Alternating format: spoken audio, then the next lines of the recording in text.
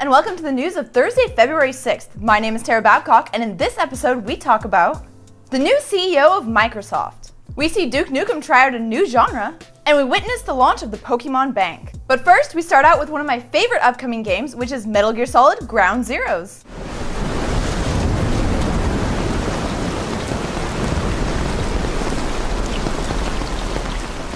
It almost feels like Metal Gear Solid Ground Zeroes will be a tech demo rather than a full game. According to Game Informer, you can finish the campaign in 2 hours. Of course they didn't do side missions, but that's still way too short. Hideo Kojima referred to Ground Zero as a tutorial for its successor, Metal Gear Solid The Phantom Pain. The Phantom Pain will be, and I quote, hundreds of times larger. Metal Gear Solid Ground Zeroes will be out next month for next-gen systems, Xbox 360 and PlayStation 3.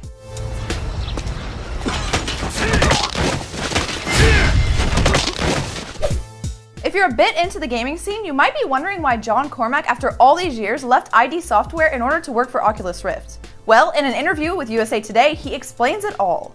According to Carmack, ID Software's parent company did not want to get involved with virtual reality. This was such a bitter disappointment to John Carmack that he decided to switch teams. He is now on the Oculus train to stay.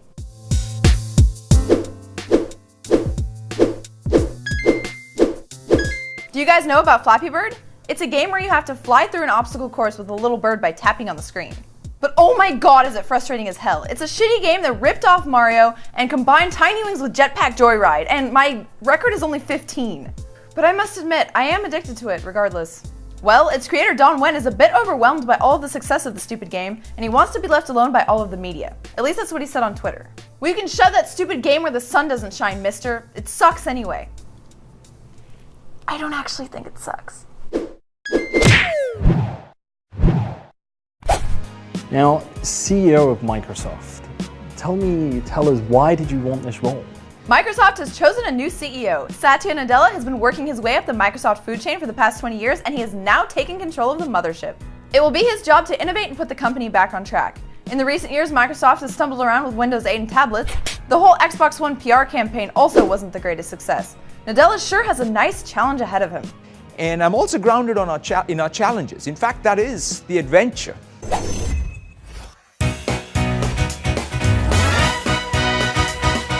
Nintendo has launched the Pokémon Bank in Europe, Australia, and New Zealand. They say it's also coming to North America very soon. The app will allow you to manage your Pokémon in private boxes on the internet and will be free until March 14th. It allows you to save up to 3,000 captured critters from Pokémon X and Y. If you use the also available Pokémon Transporter, you can transfer your captured animals from Pokémon Black and White and Pokémon Black 2 and White 2 all the way over to Pokémon X and Y using the bank.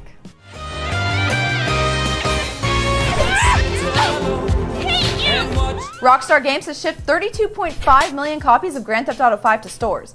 Of course, this doesn't mean that the action game sold that many times, but it indicates that they sold close to about 30 million copies. Nothing has been said about the future of GTA 5, but Rockstar should be updating the story mode this year, as they said back in December. It's time to kick ass and chew bubble gum. And I'm all out of gum. When I mention Duke Nukem and RPG in the same sentence, normally I'm talking about the big-ass weapon that he uses to kill alien scum. This time, I'm actually talking about an RPG genre game. A teaser created by game company Interceptor might refer to a reveal of a role-playing game based on Duke Nukem. Duke Nukem Mass Destruction will be a top-down action role-playing game for the PC and PlayStation 4. Apparently, Duke creator Scott Miller will also be involved in this project. I'm super excited for this one.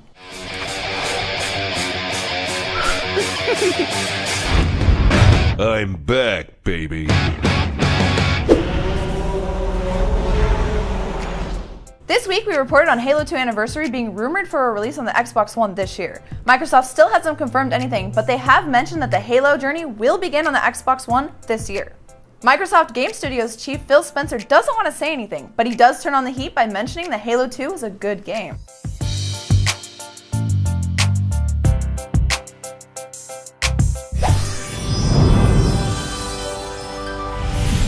Like it or not, Disney is apparently working on Disney Infinity 2.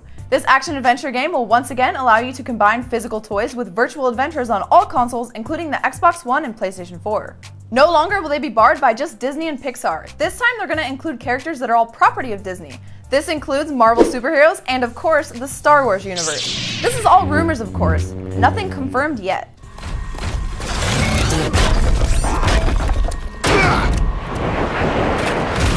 That's it for today's news flash. Don't forget to like the video, subscribe to the channel, and make sure you go tell that special someone that you're totally into him or her, and play some video games with them.